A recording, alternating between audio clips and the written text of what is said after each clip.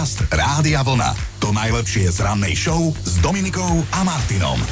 Dobré ránko vám želáme z Rádia Vlna takto vo štvrtok a nechcem strašiť, ale musím povedať, že o 5 mesiacov bude chodiť Ježiško. A teraz neviem, že či som vás potešila, vystrašila, znechutila. Je to na vás, urobte si čo len chcete takto vo štvrtok. V každom prípade chcela som sa dostať k tomu, že máme 24. júla a teda je štvrtok. Meninový malý piatok budú mať Vladimírovia a Kingy. Vlado, alebo teda dedino Vladino je môj svokor, tak všetko najlepšie. Cez víkend máme opekačku. Dúfam, že poriadne oslávime. Všetko najlepšie, dedino. No a čo si pamätá minulosť? Napríklad to, že 324 rokov späť vzniklo americké mesto Detroit. Narodili sa v ňom mnohé známe hudobné osobnosti, napríklad Sonny Bono, Diana Ross, Alice Cooper, Suzy Quatro, ale aj rapper Eminem, ktorý je dnes už v rámci svojho hudobného štýlu tiež v kategórii Evergreeny. Geografické okienko pokračuje, lebo 178 rokov dnes oslavuje mesto Salt Lake City. V roku 2002 sa tam konala zimná olympiáda a naši hokejisti vtedy skončili na 13. mieste. Čo by sme dnes za to dali, že áno? Potom je tu jedno legendárne mesto, ktoré má dokonca vlastnú pečiatku a ak mám ja teda správnu informáciu, tak nesmie sa nad ním komerčne lietať. Nachádza sa v Peru. Bolo objavené presne pred 114 rokmi. Prezývajú ho Stratené mesto Inkov. A áno, názov tohto mesta je nočná mora každého moderátora v živom vysielaní. Hovorím o Machu Picchu. Mimochodom, toto mesto bolo postavené bez malty, na sucho, len pomocou gravitácie a váhy kameňov. Odpadla som, nechápem tieto veci, ale akože vzdávam hold, smekám klobúk, že jo. No a na záver tu mám aj hudobnú informáciu. 24. júla v roku 1973 nahrával legendárny Jiří Schellinger svoj najväčší hit, myslím tento. A teraz som vystrašila hlavne nášho Chinka a všetkých ornitofobikov, teda ľudí, ktorí sa boja operencov, lebo dom plný holubov, to je Chinov sen. Rozmýšľame, že na 60-ku mu dáme postaviť holubník na dvore. Ale o tom sa ešte musíme samozrejme poradiť. Autorom textu tejto pesničky je Zdeněk Svierák. Pod melódiu je podpísaný Jaroslav Uhlíř a absolútne ju predal, ako som spomínala, práve Jiří Schellinger. Dobré ráno s Dominikou a Martinom. Dobré ránko, takto o pol. Mali by ste vedieť, že približne 21% dovolenkárov zverejňuje fotky z dovolenky len preto, aby im ostatní závideli. Tak gratulujem k tejto motivácii, snáď máte okolo seba dosť závislivých ľudí, že sa to oplatilo, hej?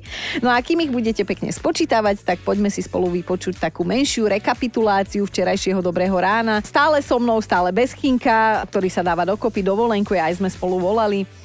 A vyzeral ešte tak, no, ako vám poviem, naraz cesti nevedel, či je už v pohode, alebo ešte stále nie a už nikdy nebude. Ale dajme si teda ukážku takého malého načretia do včerajšieho rána.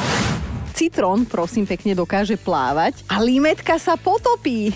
A ja pozdravujem všetkých bez rozdielu. Nech už plávate životom ako taký citrón, alebo ste na dne ako taká limetka. My nesúdime. Boli časy, keď sa hovorilo, že písací stroj je najhnusnejšia vec na svete, lebo každý počuje, keď nič nerobíte. Ja zase nemám úplne dobrý prstoklad, takže ja by som tak akože jeden úder za 30 sekúnd by asi počuli, ale však nevadí, všelijakí sme na tomto svete, aj takých berie autobus. Správňaci už nie sú. No, myslím si, teda dúfam, že to je. Áno. Haberu. Áno. Správne baby vymreli. Počúvaj to. Aj keď nevymreli. Jaké správne baby? Nie, iné pohlavie je to. No, počkajte. Správni chlapi vymreli. Áno, je to ono. Podľa jedného psychologického faktu, o ktorom ste už určite počuli, je zývanie normálne, že nákazlivé. A nielen naživo, ale dokonca aj keď s niekým telefonuješ, čo už otváraš vráta. A vraj to funguje aj cez rádio. Tak čo, zívli ste si? Mali ste niekedy fakt, že zlý účes? Jožo, ty nehovor, lebo ja by som mohla za teba. Ďakujem pekne. Keď som mal ofinu, tak človek zaplatí drahé peniaze, je na seba hrdý, že wow, jaký som dobrý. Oni vtedy s Chinom mali takú éru, že vyzerali jak blbí a blbší. Podcast Rádia Vlna. To najlepšie z rannej show. Dobré ránko vám želáme z Rádia Vlna. Máme pár minút po 5:00 a vybrať meno pre vlastné dieťa, to je samostatná životná kapitola a nie po každé to vyjde, povedzme si tak. Navyše až 26% rodičov sa obáva, že v budúcnosti oľutujú, ako teda pomenovali toho svojho potomka. A kto vie, či do tejto štatistiky časom zapadne aj jedna budúca mamička, ktorej sa čoskoro narodí dcérka. Pôvodne sa mala tá malá volať Serena, čo je celkom normálne, bežné, pekné meno. No nakoniec sa mamička rozhodla podľa vlastných slov pre elegantnejšiu alternatívu a jej bábätko dostane hneď po narodení meno po lubrigačnom géli. A keďže sa so svojím výberom pochválila budúca mamička na internetoch, tak reakcie na seba nedali dlho čakať. Drvivá väčšina komentujúcich je zhrozená. Malé dievčatko sa totiž bude volať, keď to trošku akože poslovenčím, bude sa volať Vazelinka. Budúca mamička vraj chce, aby si meno jej dieťaťa ľudia pamätali hneď po prvom počutí, čo si myslím, že jej aj vyjde pri výbere tohto mena. Akože dobre, však originalita sa cení, ale aj tá malá Vazelínka raz bude mať 16 a vysvetlí tínedžerový pôvod tohto mena, no. Držím palce, mamička. Dobré ráno s Dominikou a Martinom. A idem sa pýtať takú pomerne intimnú otázku. Koľko máte centimetrov? Myslím výšku. Jožo? A pýtam sa preto, lebo dnes budeme hľadať teda výhody a nevýhody nízkych a vysokých ľudí. Inak vedeli ste, že ráno je človek vyšší ako večer? Chcela som povedať, že preto mám rada rána, ale nie je to na mne vidieť. Vraj teda v priemere o 1,2 cm sme ráno podrastení. A ty vieš presnú výšku? Moju? Presné číslo? No. Lebo ja nie. No a však moju ani nemáš prečo vedieť. Či svoju nevieš? Svoju, hej. Jaj. No tak pôjdeme ťa zmerať na záchod a chcela som vám iba povedať, že preto máme ráno o 1,2 cm viac. Lebo v noci, keď spíme, sa nám natiahne chrbtica. Toto sú pre mňa nové javy. Asi som na biológii chybala, ale je to možné. Dnes si urobíme taký mini prieskum výhod a nevýhod nízkych a vysokých ľudí. Natrafili sme totiž na dva také pomerne čerstvé prípady. Jedna mladá žena sa na internete posťažovala, že každý kultúrny zážitok jej pokazí fakt, že je fakt, že nízka a ktokoľvek si pred ňu sadne alebo sa pred ňu postaví, je vyšší ako ona a bráni jej to teda vo výhľade. To poznáme, však festivaly sú v plnom prúde, takže tí malí ľudia trpajzlíci bývajú väčšinou vpredu, sama to poznám. No a tuto naša produkčná Erulka videla pred pár dňami vo vlaku takého vysokého chlapika, že keď si vymieniali kľúčku na záchode, tak mala pocit, že sa ten chlapík bude musieť do toho vecka poskladať aspoň na polovicu, aby sa vôbec vošiel. No. Inak vysokí chlapi sú sexy, to zase tvrdíme my, nízke ženy. A ja sa teda pýtam, že aké výhody a nevýhody má z vášho pohľadu vaša výška. Ja musím povedať, že okrem toho, že som si teda neužila koncert Paliho Haberu tak, ako som chcela, lebo teda som nízka a samozrejme obklopili ma vysokí chlapi, ktorí držali miesto svojej nízkej polovičke, takže som cez nich nič nevidela. To ma jediné mrzelo, ale potom som si našla takú škáru a Palina som mala aspoň takže na dohľad. Ale inak nevidím akože nejaké nevýhody svojej nížky. Ja napríklad, aj teraz, keď sme boli na lodi, boli to stiesnené priestory a ja som sa niekde nemusela zohýbať. Úplná pohodička, v živote som si nevypichla oko, lebo by mi niečo, vieš, ako keď si malá. Dobre, problém je, keď sú prízemné mrazy, hej, to priznávam, ale inak úplná pohoda a musím povedať, že nikdy, ale že nikdy som nemala s mojou nížkou problém u opačného pohlavia. Dnes riešime vaše centimetre, ale nebojte sa páni, riešime to iba pokiaľ ide o výšku a ja sa bavím na tom, že ako tú vašu vlastnú výšku alebo nížku vlastne vnímate, píšete veľa, píšete vtipne, máte dnes pochvalu, ako musím povedať takto na štvrtok 24. júla. A Janka sa mi ozvala. Často fungujem ako rebrík, z čoho plynú výhody mojim kolegom v práci. Inak som so svojou výškou 183 cm som sa naučila žiť a som spokojná. Jani, odpadla som, tak aby sa nám tu jedna zišla inak. Aj 189 cm robov sa zamyslel. V obchode dočiahnem na najvyšší regál a to poteší, hlavne ak je posledný kus tovaru úplne vzadu a nájde ho tam schovaný alebo zabudnutý, lebo naň nikto iný nedovidí. Anka sa nám tiež zverila. Ja som prosím pekne nízkotučná a preto keď šoférujem, mám pod zadkom vankúš. A stolička je môj najlepší kamarát. Bez nej na nič nedočiahnem. Ondro je zasa stručný, napísal: pri 207 cm by človek potreboval bezbariérový byt. Ale nemám. Inak to by som si pozrela. 207 cm, dovidenia. To je, aby som na teba vlastne... Ja by som ani nevidela do tvojich očí, ako sa hovorí. No a musím povedať, že medzi vami poslucháčmi máme aj jednu Dominiku, Dodu.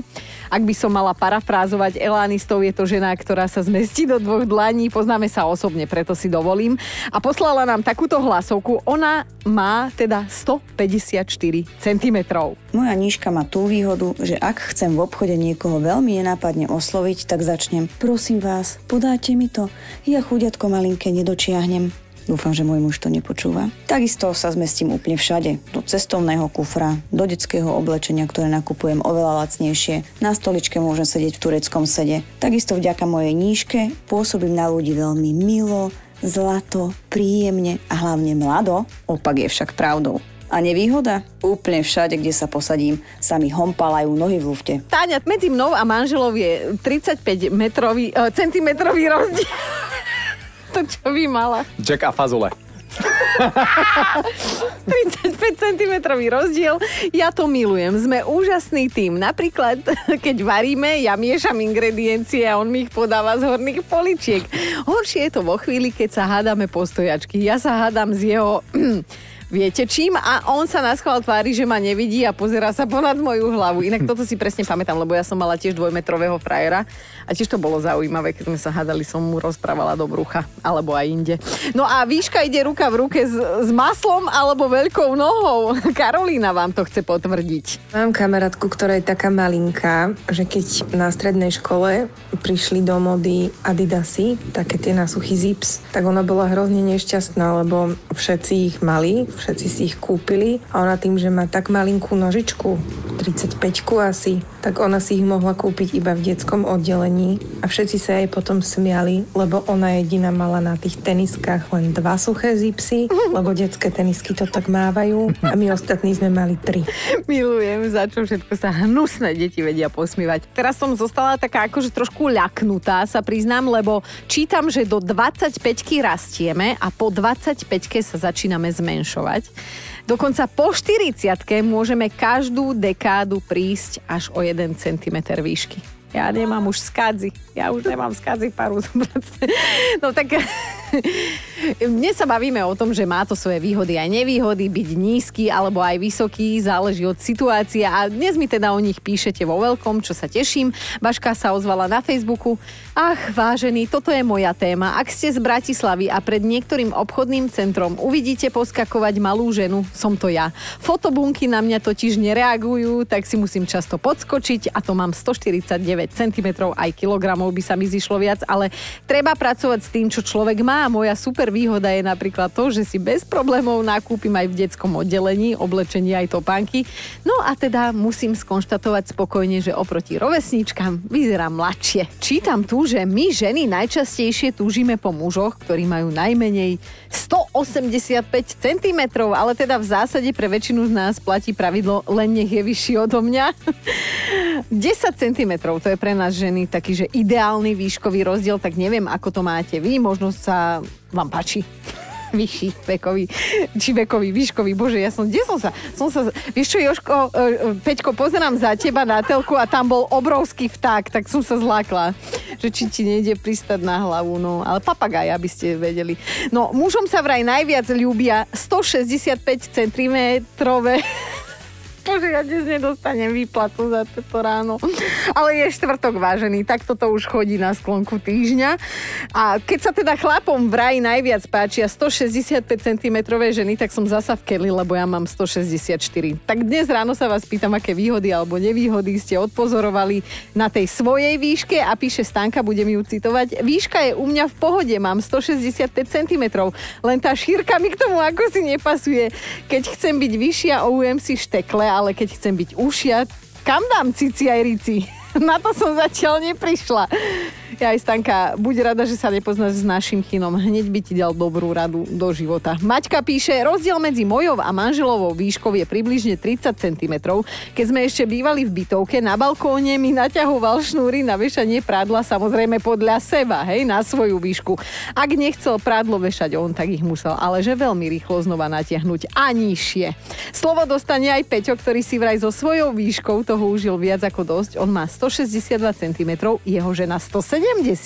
Ale ja som sa s tým zmieril a mne je to jedno. A neviem prečo, keď šoferujem v aute, ma napríklad oproti idúci kamaráti v aute nevidia. Zrejme ja si vidia len čelo. Pritom ja ich vidím. A mám vyššiu manželku, takže keď niečo mi treba, tak mi ona to podá. Už aj syn ma, chvála Bohu, prerastol, aj mladší za chvíľu. Aspoň nebudú počúvať hlúpe reči, také ako ja po celý život. Že sa treba zmenšujem. A kde som stal, keď pán Boh rozdával výšku, tak poviem, že som stal v rade na niečo iné a že ten výber neľutujem. To je super, ja milujem, keď majú chlapi zmysel pre humor. No a ešte je tu jedna silná hlasovka od Slavky. 14 rokov som žila s človekom, ktorý sa stavil pri každom výklade, aby sa porovnal, či náhodou nie je odo mňa nižší. Nemohla som nosiť žiadne opätky, dokonca skúmal aj hrúbku podrážky na mojich topánkach. A toto ma po 14 rokoch prestalo baviť, teda aj toto. A dnes som 15 rokov šťastne vydatá za chlapa, zdravo sebavedomého, ktorý sa nemusí ani netúži v ničom s nikým porovnávať. On má 186 cm a ja 182. A musím vás za dnešok pochváliť, lebo ak ide o tú našu dnešnú rannú debatu, v odpovediach ste ale že veľmi kreatívny a dokonca aj vtipný a je toto aj Rasťov prípad, lebo ma zaujíma, že ako sa vám vlastne žije s tou vašou výškou a Rasťo napísal, s výškou mám problém celý život. Podľa váhy by som mal merať cez 2 metre, ale mám len 175 cm. Váha by aj teda bola OK, ale čo s tou podvýškou? To mi tiež inak Chino hovorí, že ty nevážiš veľa, ty si len nedorastla. No a ešte píše Katka, nevýhody sú u mňa topánky. Pri 179 cm mám nohú veľkosť 42. Nájsť teda na moje laby pekné topánky je celoročná výzva, inak teda na strednej škole ma volali Eiffelovka a na základnej škole som tiež bola najvyššia z celej školy. A dnes tu máme top 5 výhod a nevýhod, ktoré vnímate v súvislosti s vašou výškou. Na 5 je dnes Janči. Pri mojej výške väčšinou iba výhody, 188 nie je tak veľa, že by som sa nezmestil niekam. Okrem malých športových aut, kam radšej neleziem už. No a už vraj preto, lebo z jedného naposledy Janči nevedel vystúpiť a vlastne ani doň nastúpiť. Vraj to dal štýlom ruky von na zem a doslova vyliesť. Aj keď Janči v hlasovke nepovedal, že má 106 kg. Ale ja si myslím, že dobre. Auto nevieme, v akom je stave, ale ty si dobre. Dnešná štvorka je Heňa. Všade trčím, každý ma z diaľky hneď vidí. Neustále si o niečo tresnem hlavu. V aute mám problém si naskladať nohy. Nohavice sú mi vždy krátke a pekné topánky len tak nezoženiem. Heňa nenapísala síce, že koľko meria, ale podľa tohto opisu si myslím, že tak na 3 metre. Na trojke je dnes Janka. Mám nižšieho na koleno vystrihaného manžela, ja som o pár centiakov vyššia a nosím natupírované vlasy. Tak keď ideme spolu na nákup a dám si ešte k tomu topánky s vyšším podpätkom, tak musím ísť 2 metre pred ním alebo 2 metre za ním. Aspoň sa môžem tváriť, že som samostatná jednotka. Samozrejme. Na dvojke je dnes stručný, veľavravný Ivan. Ak ide o moju výšku, tak Dejvo Tyko umiem obkročmo. Mám totiž 191 cm. No a dnešná jednotka je Mirka. V obchode vždy niekoho prosím, aby mi podal veci z najvyššieho regálu. V práci, keď robím vyúčtovanie a počítam vysoko položený tovar, tak behám prosím pekne po pulte. Pri počítači stojím na bedničke a keď si zo mňa niekto robí srandu, tak mu poviem, že dostávam príplatky za robotu vo výškach. Mám ťažkých 151 cm, ale aj vodičak a aj oblečenie na 10 až 11 rokov. Podcast Rádia Vlna. To najlepšie z rannej show. A kto vie, či sa už našla pani majiteľka? A to teraz hovorím o majiteľke jednej sexuálnej pomôcky, ktorá sa vraj stratila v brnenskej MHD. Pravdepodobne jej táto hračka vypadla z tašky a teda tamojší dopravný podnik teraz nevie, že čo s ňou, myslím s tou hračkou. Tak ju, a teda to je bežná prax, poslali na brnenský magistrát, kde ju ako stratenú vec podržia 3 roky. A potom ju musia teda zlikvidovať zo zákona. Ženský vibrátor sa v brnenskej MHDčke našiel prvýkrát. Nálezcovia boli z tohto nálezu trošku akože rozčarovaní, lebo doteraz natrafili len na mrazené držky, barle, tašky s vianočnými darčekmi, zubnú protézu, husle, no a zrazu ti tu jeden vibrátor. No ale takáto hračka na intimné záležitosti, to je úplne iná káva, si myslím, že aj také spestrenie pracovnej rutiny. Čo poviete, páni MHDčkári? Dobré ráno s Dominikou a Martinom. Skoro mi vyrazilo dých, lebo som si prečítala, že vyzerá to tak, že to tvrdenie si krásna po mame je prežitok a nezakladá sa na pravde. Najnovšia štúdia totiž potvrdzuje, že krásu detí ovplyvňuje viac muž ako žena a teda, že také tie ľúbivé črty máme vlastne po tatovi. Tak toto zistenie sa potvrdilo na vzorke 140 skúmaných rodín, pričom gény našich otcov najviac ovplyvňujú to, ako bude vyzerať naša brada, čelusť, ale aj náš nos a naše pery. No a teda po správnosti by ste sa mali za to, ako vyzeráte, vlastne poďakovať genetickej výbave vášho tatka, lebo mankine gény ťahajú v tomto smere za kratší koniec. Chápete? Takto nám to vyvrátia na sklonku života. Navyše vraj platí, že atraktívni oteckovia zvyknú mať krásne deti. To som si inak všimla párkrát na detských ihriskách, keď tam prišli pekní oteckovia. No a nie je to tak dávno, čo vedci pustili do sveta tiež informáciu o tom, že múdri a inteligentní sme po mamke. Tak ja teda budem dúfať a hlavne budem dúfať, že sa nenaplní to, keď ti povedali, že máš prsia po otcovi, vieš. Podcast Rádia Vlna. To najlepšie z rannej show. A takto sa idem opýtať, ako mi ústa narastli. Páni, prosím vás, čo sa to s vami deje? Kam sa stratil nejaký váš triezvy úsudok a vaša sebareflexia? No, pýtam sa to takto verejne preto, lebo by ste mali všetci teda vedieť o ďalšom chlapíkovi, ktorý si myslel, že sa bude ženiť s jednou známou ženou. A nebude sa, lebo je to podvod celé. No, on, mimochodom Belgičan, má 76 rokov, ona má 38. On si tak akože užíva zaslúžený dôchodok a ona je vicemiss Francúzska z roku 2007 a tiež je teda výdatá, hej. No a tento pán senior, volá sa Michel, precestoval 700 kilometrov, aby sa stretol so Sophie, o ktorej bol presvedčený, že si ho vezme, ale teda dorazil na miesto, zistil, že sa stal obeťou internetového podvodu a musela to byť celkom vtipná situácia, lebo čítam, že keď teda Michel zazvonil na dvere domu, v ktorom tá Sofia, známa vicemiss, žije, tak mu otvoril iný chlapík a ten sa mu predstavil ako jej budúci manžel. Ten detko sa predstavil, že ja som budúci manžel Sofín. A ten chlapík vo dverách sa predstavil, že dobrý deň, ja som jej súčasný manžel, že čo potrebujete, no. Tak obidvaja sa potom staršiemu pánovi snažili vysvetliť, že asi ho niekto oklamal, že sa stal súčasťou podvodu a mal by podať trestné oznámenie. Nevydarené pýtačky detka zaboleli. Ukázalo sa, že 78-ročný Michel si skutočne niekoľko týždňov četoval cez WhatsApp s niekým, o kom si myslel, že je to Sophie, bývalá účastníčka súťaže krásy, lebo však fotky mu posielala a tak ďalej. O tom, že podvodníkom zaplatil ešte aj 30 000 eur, už asi ani hovoriť nemusím. Akože ja sa ani nechcem smiať, ale však to je hrozné. No keď mu to detkovi všetko došlo, tak sám sebe si vynadal do imbecilov a vrátil sa pekne domov. A nie je to tak dávno, čo podobnej rozprávke uveril aj jeden senior z Prahy. Ten si zasa myslel, že po ňom ide hollywoodská herečka Sandra Bullock. Akože, keby tam nebolo, že senior z Prahy, tak tipujem, že sa to stalo Chinovi. No ale páni, nechcem sa vás dotknúť. Prosím vás, však kde by ste pobrali toľko sebavedomia, aby sa za vás Sandra chcela vydať? Podcast Rádia Vlna. To najlepšie z rannej show. U susedov v Česku Kristýny, u nás Vladimírovia dnes oslavujú meniny. Týmto pozdravujem svojho svokra, dedina Vladina. Dnes 24.